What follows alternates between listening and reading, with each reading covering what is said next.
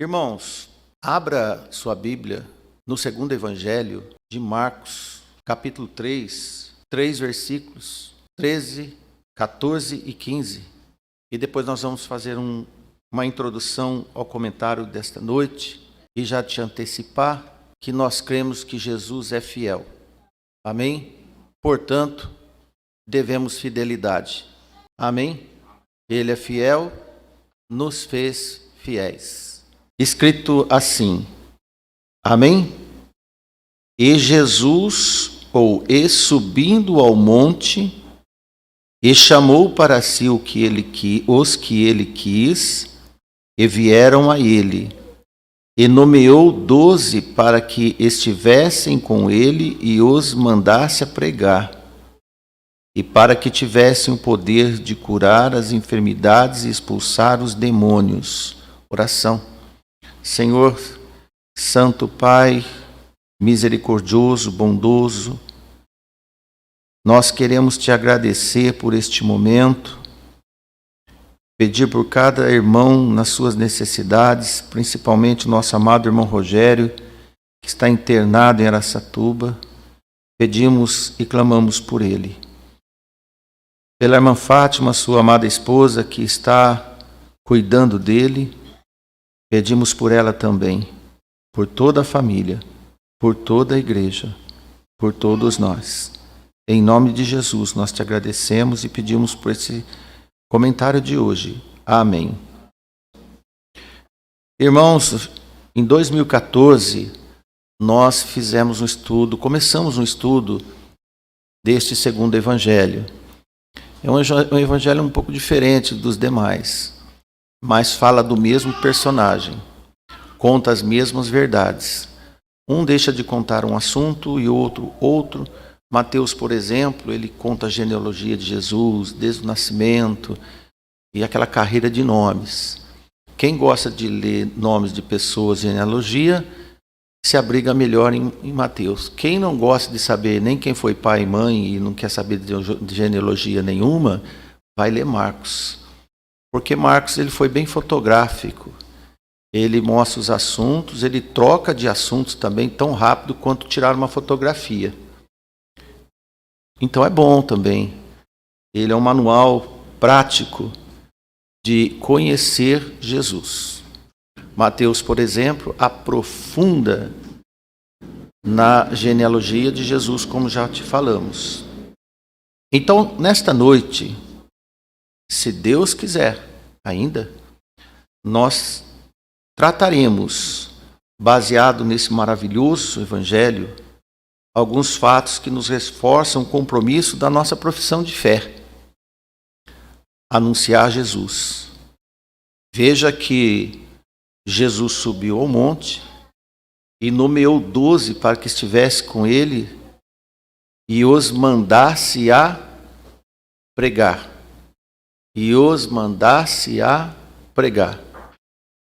Não tinha segredo para os 12. Esta era a missão. Marcos é conhecido como discípulo intérprete do apóstolo Pedro. Ele teve muita ligação com o apóstolo Pedro.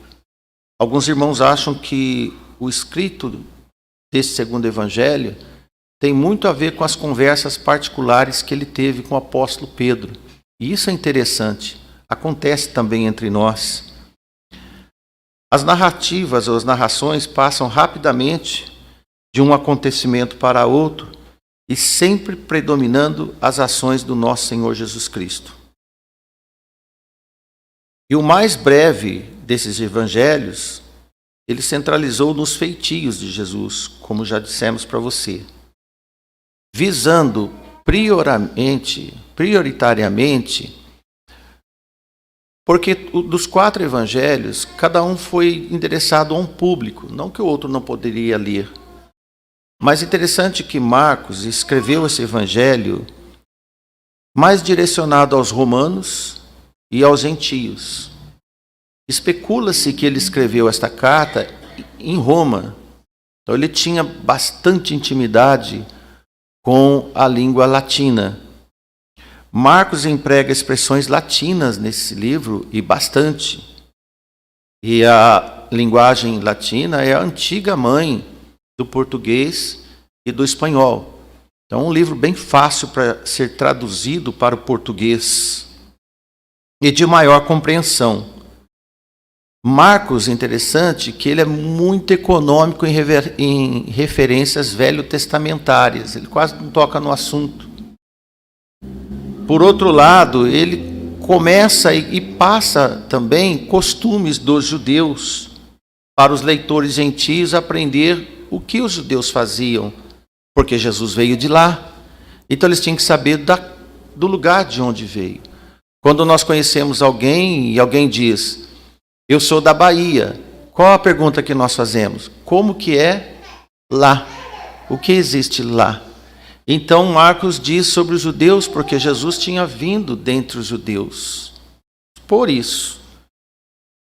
Por exemplo, ele não usa a palavra lei em nenhum momento. Você sabia? Marcos não usa a palavra lei nesta carta.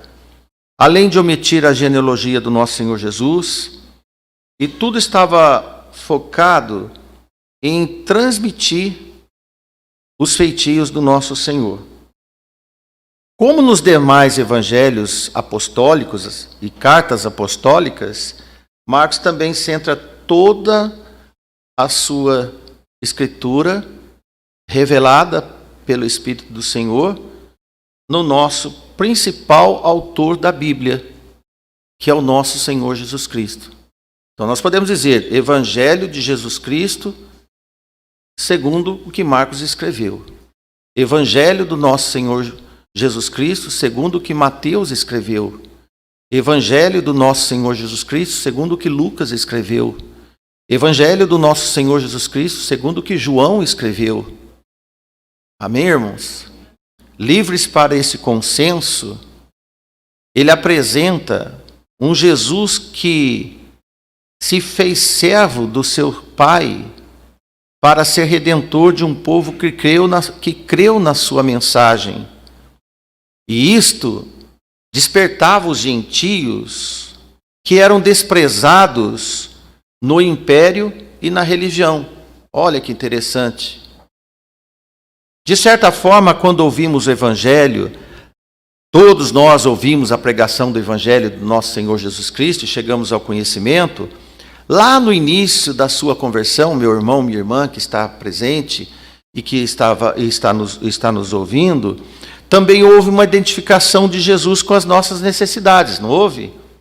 Ele veio para suprir o que precisávamos, tanto na alma quanto no mundo que nós vivemos. Nós não temos mais esperança no mundo. Um dia nós tínhamos. Nós não temos esperança alguma que algum político vai resolver alguma coisa. Mas em Jesus nós temos esperança e cremos que Ele já resolveu tudo para nós. Identificamos com Ele, porque Ele pregou exatamente o que nós precisávamos e nós ouvimos com atenção.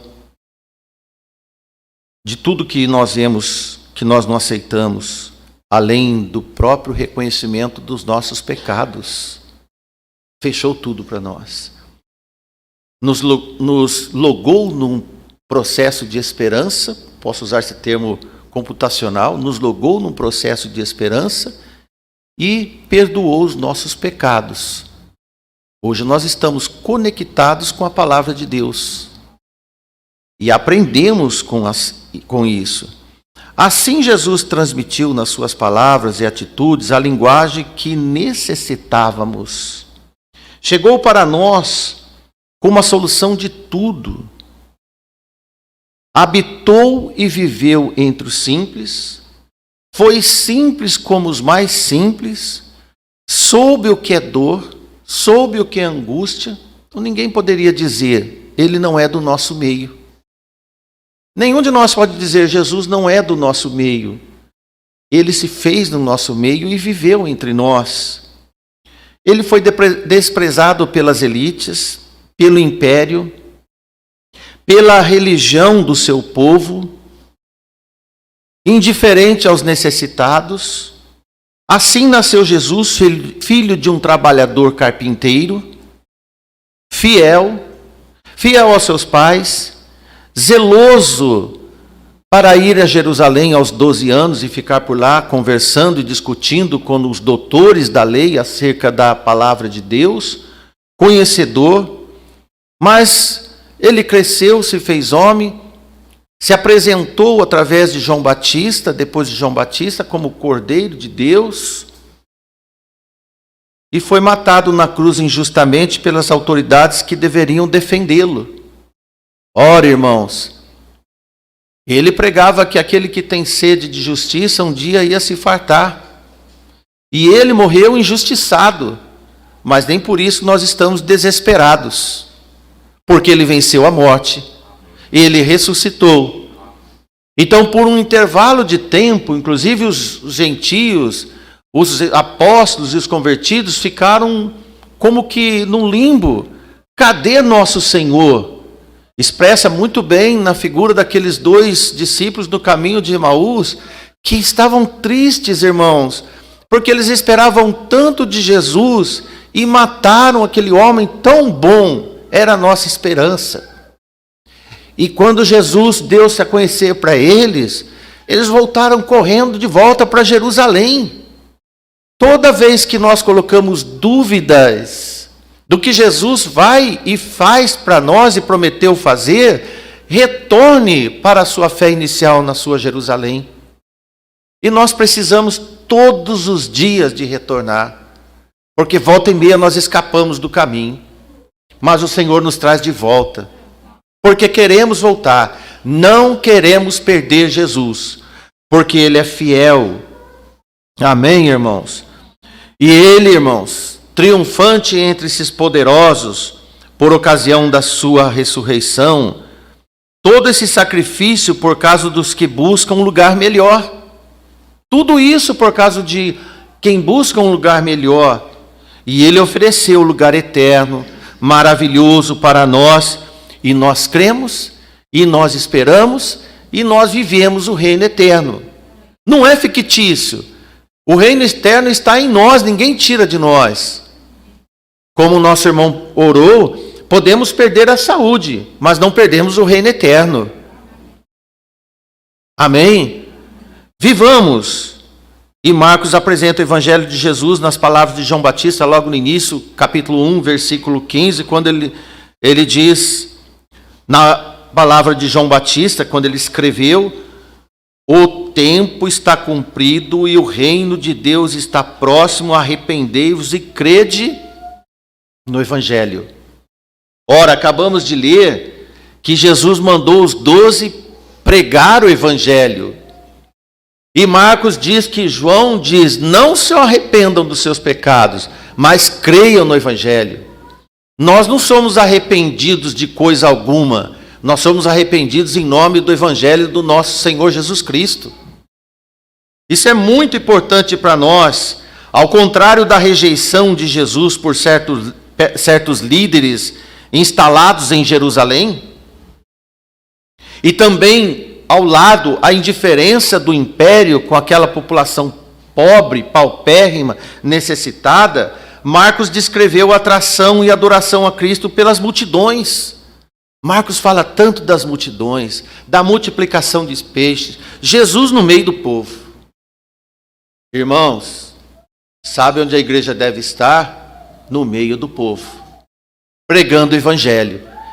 Cuidado você que faz igreja só no culto, só para vir. E é uma expressão dúbia que é quando alguém diz: eu vou à igreja. Meu irmão, você é a igreja. Nós falamos, você é a igreja. E quando nós saímos daqui, não é mais igreja? Continua sendo igreja.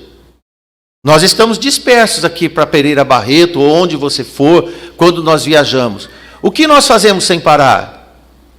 O que devemos fazer sem parar? Falar de Jesus. Pelos seus atos, atitudes, pela sua palavra, pela sua comunicação, pelos seus gestos, pela sua bondade, pela sua necessidade de atender o próximo, socorrer o próximo. Então nós vamos nos identificando com quem foi fiel a nós. Amém? E Marcos descreveu tudo isso, irmãos, E ele, com certas riquezas de detalhes, ele nos permitiu fazer um quadro mais vivo de todo o ministério de Jesus entre nós. As pessoas, irmãos, vinham literalmente de todas as direções. E ele escreve 3, 7, 8, veja o versículo 7. Capítulo 3, versículo 7. E retirou-se Jesus com seus discípulos para o mar, e seguiu uma grande multidão da Galiléia e da Judéia, e de Jerusalém, e da Idumeia, e de além do Jordão, e de perto de Tiro, e de Sidom, uma grande multidão que, ouvindo com grandes coisas vinham ter com ele. Olha, irmãos, aqui tem um traçado geográfico de Jerusalém até Idumeia. Idumeia fica lá no sul do mapa de Israel, é a terra dos antigos edomitas.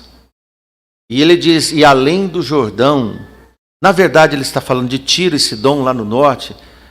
Marcos está dizendo, sabe de onde vêm as pessoas que querem ouvir Jesus? Do leste, do oeste, do norte e do sul, de qualquer lugar. Sabe até onde está indo o que Jesus anda fazendo entre nós? Por todos os cantos. E as pessoas ouvem de Jesus e eles vêm até Jesus. Amém? Uma grande multidão que tinha ouvido com grandes coisas fazia, e iam até ele. De todos os lugares apareciam gentes para pedir o quê? Fazer o quê? Irmãos, quem vem até alguém é porque precisa desse alguém.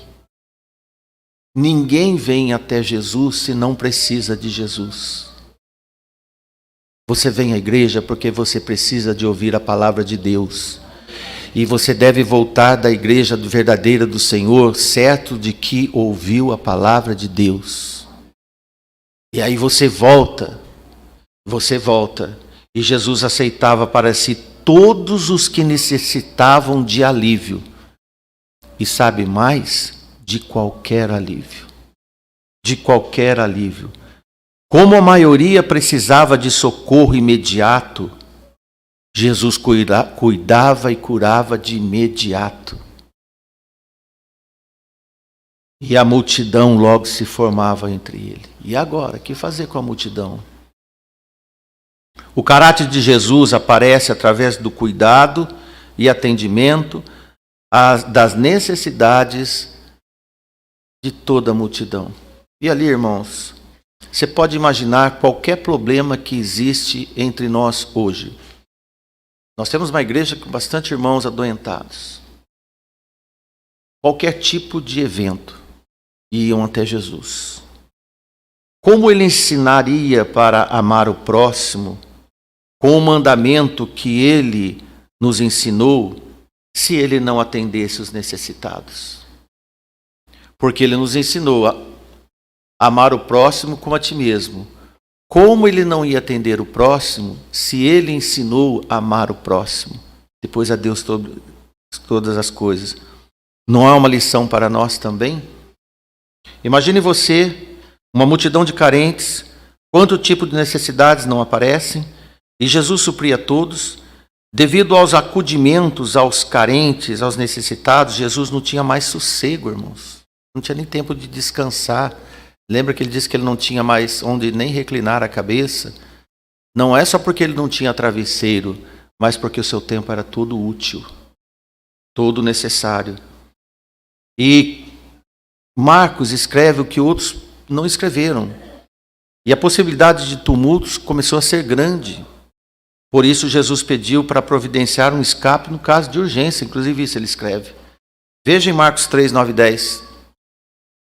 E ele disse aos seus discípulos que tivessem sempre pronto um barquinho junto dele. Lembra que ele estava junto ao mar da Galileia.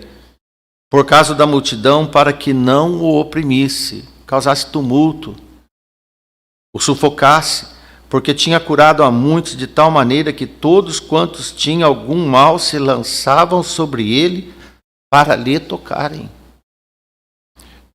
Cabe na sua imaginação o que estava acontecendo ali naquela praia? O tumulto de pessoas, como se diz, alguns apinhocadas para tocar em Jesus.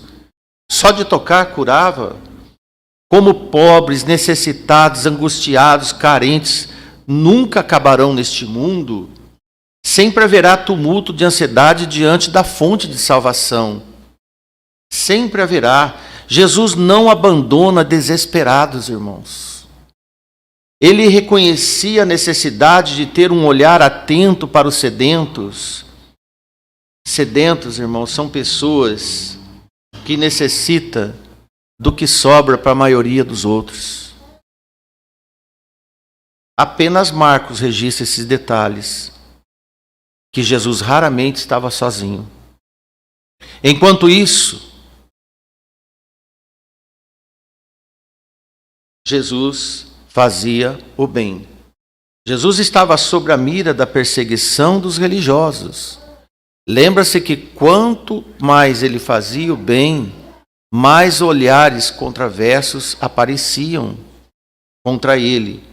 Mesmo assim, ele não deixava de acudir os necessitados. Lembra que enquanto Marta estava atarefada com as coisas da casa, vocês lembram? Naquela visita na casa de Marta e Maria.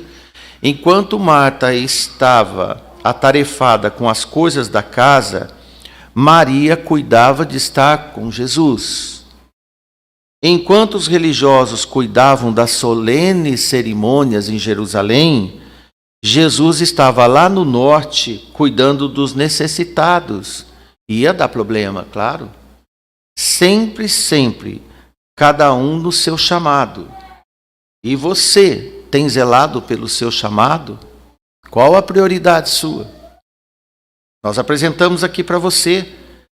E para insistir com os irmãos, Tiago 1,27, decorado de muitos, a verdadeira religião é visitar os órfãos e as viúvas nas suas atribulações e guardar-se da corrupção do mundo. Amém? Por Jesus dar opção aos aflitos, as pessoas vinham literalmente. É automático. As notícias sobre Jesus haviam se espalhado para o mundo além da Galileia. As notícias das beatitudes de Jesus nunca foram guardadas como segredo, assim como a palavra de Deus não pode ser um segredo na sua vida. O mundo conheceu enquanto os seus os desprezavam. Quando adoentamos, procuramos um hospital em altas horas da madrugada, não é, irmãos? Nós corremos para o hospital e a altas horas da madrugada. Normal fazer isso, temos que fazer. E quando a nossa alma está aflita, procuramos Jesus nos dias de frio e de chuva. E Ele nos atende. Qual horário que você escolhe para fazer as suas orações? Tem algum horário que Jesus atende mais rápido? Sabe quando Jesus atende a sua oração mais rápido? Quando ela chega no céu? Quando você tem humildade, clamor e muita perseverança e fé que Ele é o seu ajudador. Amém? E quando alguém procura Jesus, Ele não vai fazer triagem como os hospitais, para ver se você tem convênio, se não tem convênio, ou se você paga em dinheiro ou vai pelo SUS. Não, irmãos, a igreja de Jesus não faz isso. E nem Ele nunca fez. Estamos acabando de falar para você que Ele atendia a todos, não perguntava quem era, mas conhecia o coração de todos. Jesus atendeu a todos, entre os bem-intencionados e os oportunistas. Ele conhecia o coração de cada um, assim como conhece o seu e o meu coração. Mesmo assim, Ele nos atende. A maioria só conseguia imaginar vagamente o real significado do que realmente estava acontecendo com eles. Mas Ele não fez questão de cobrar nada deles. Nada. porque eles precisavam. Eram miseráveis. Lembra-se da multiplicação de pães e peixes? Foram por 2 vezes. Os irmãos lembram o que aconteceu naquele evento, nos 2 eventos? Jesus teve compaixão do povo. Já era tarde, a noite avançando. O lugar era deserto. Enquanto os discípulos foram práticos como muitos crentes são. Você lembra o que eles falaram para Jesus?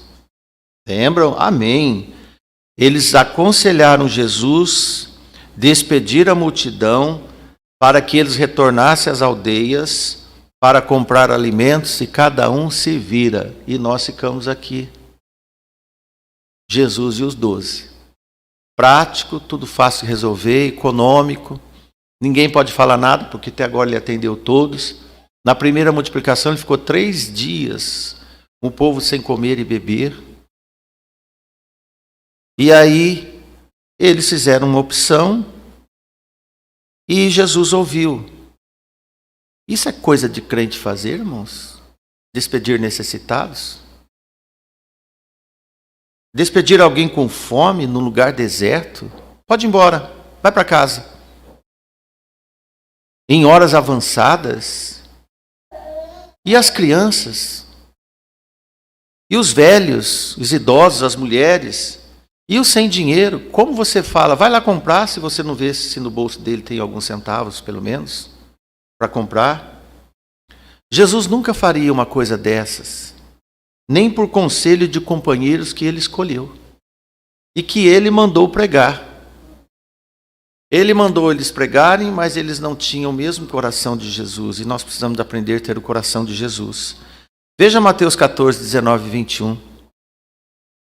E tendo mandado que a multidão se assentasse sobre a erva, Jesus em ação. Tomou os 5 pães e os 2 peixes, e erguendo os olhos ao céu, abençoou, e partindo os pães, e deu aos discípulos, e os discípulos à multidão. E comeram todos, e saciaram, e levantaram dos pedaços que sobrejaram 12 cestos cheios. E os que comeram foram quase 5.000 homens, além de mulheres e crianças. O que eu acho magnífico é que os discípulos, além de dar essas vaciladas, eles eram obedientes, porque depois eles ajudaram a entregar os pães para as mesmas pessoas que eles achavam que deveria despedir. Eu não imagino quanto coisa passou na cabeça deles, mas tudo que nós fazemos errado, depois aprendemos a fazer certo, fica com uma lição para não se repetir. E isso deve ter acontecido com os discípulos de Jesus. Olha, se Jesus não abandona a multidão de desconhecidos com fome, você ainda acha que ele abandonará os seus fiéis? Não, nunca. Quem é fiel, ele nunca abandona. Alguém tem alguma notícia em que Jesus abandonou alguns dos seus discípulos em algum lugar na Bíblia? Algum dia Jesus abandonou alguém? Parece que aquela mulher cananeia, Jesus não queria, aquela mulher não queria. Na verdade, irmãos, ele estava dando uma lição, porque lá os discípulos também fizeram a mesma atitude. A natureza carnal nossa é terrível. Lá eles falaram, essa mulher está nos importunando. Ela gritava, Senhor, filho de Davi, cura, porque tem uma das minhas meninas adoentadas. E eles falaram, Jesus, desperte que essa mulher está fazendo um escândalo. E no fim de tudo, que vocês conhecem a história, Jesus falou para aquela mulher o quê? A tua fé te salvou. Jesus é fiel. Ele não abandona. Ele pode nos testar, mas ele não nega ajuda. Amém? Irmãos, nós não temos essas notícias. Mas Jesus foi abandonado alguma vez pelos seus discípulos? Foi. Estou vendo os irmãos balançarem a cabeça positivamente. Jesus foi abandonado pelos seus discípulos de tudo? Foi abandonado. Então, meus irmãos, nós temos notícia que em um momento em que ele mais necessitava dos seus companheiros, eles abandonaram, foram dormir. Jesus chamava para orar, eles dormindo. E ele ainda dizia, mas nem um pouco, pode velar comigo? E eles dormiram. Enquanto o seu companheiro está acordado e você está dormindo, você está muito cansado porque também não está envolvido na situação e não está nem fazendo conta do que está acontecendo. Na verdade, isso era real entre eles. A sua oração estava cheia de tristeza naquele momento. Ele estava com tristeza até a morte. Isso é tristeza de morte. Em Mateus 26:38 está escrito: então lhes disse, a minha alma está cheia de tristeza até a morte, ficai aqui comigo, velai comigo, faça companhia para mim, fica do meu lado, que a minha morte está chegando. E os amigos dormindo. Jesus abandonou eles e foi vingativo com eles. Agora vocês vão ver quem sou eu. Fez, irmão? Não, você faz? Jesus não faz. Jesus falou, deixa quieto. Vocês vão saber quem sou eu agora. Irmãos, nenhum momento. Ele falou para Pedro, Pedro, para de falar besteira. Você não quer que eu morra? Não vai deixar ninguém me matar? Mas nem fica do meu lado orando comigo. Nós somos estranhos, né, irmãos? Nós somos muito estranhos. Nós queremos resolver as coisas, mas não fazemos as mínimas. Nós queremos fazer coisas que nós achamos importantes, mas nós não fazemos as especiais. Amigos precisam de nós nos momentos especiais. Irmãos, o que temos de ações melhores do que os discípulos do Senhor? Quem somos nós melhor que os discípulos do Senhor? Alguém aqui pode dizer, olha, eu fui melhor. Tira Judas. Tira Judas. Alguém pode dizer aqui, eu fui melhor que Pedro. Eu fui melhor que os filhos de Zebedeu, dos filhos de Trovão. Pelo menos a minha mãe não foi pedir cargo para mim. Alguém pode dizer, eu fui melhor? Eu não me ouso. Estou vendo os irmãos todos negativos. Não, eu não sou melhor que nenhum deles.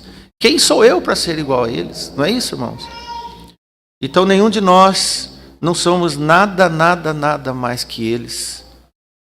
Podemos admitir que de fraquezas, nada devemos a eles.